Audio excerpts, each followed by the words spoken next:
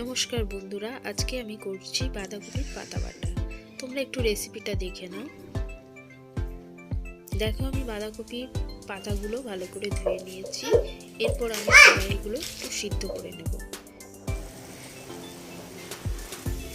সিদ্ধ করে নেওয়ার পর এটাকে আমি পেস্ট করে নিয়েছি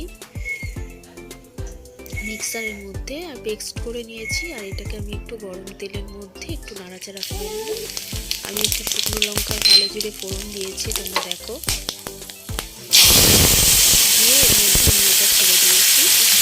আর এটাকে ভালো করে আমি এখন নাড়াচাড়া করে নেব। এটার মধ্যে একটু জল আছে, জলটাকে আমি একদম ভালো করে শুকিয়ে নেব। এর মধ্যে আমি আর একটু নুন আর একটু হলুদ দেবো।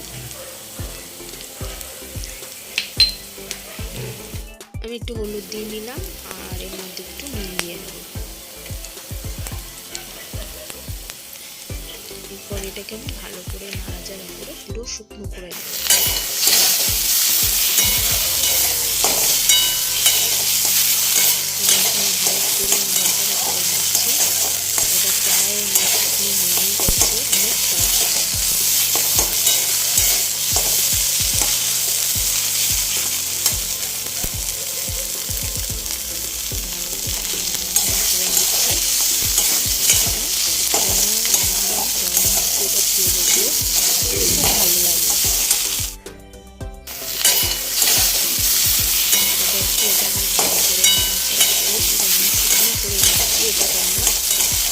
গরম ভাত দিয়ে খেলে যে বন্ধুরা খুব ভালো লাগে।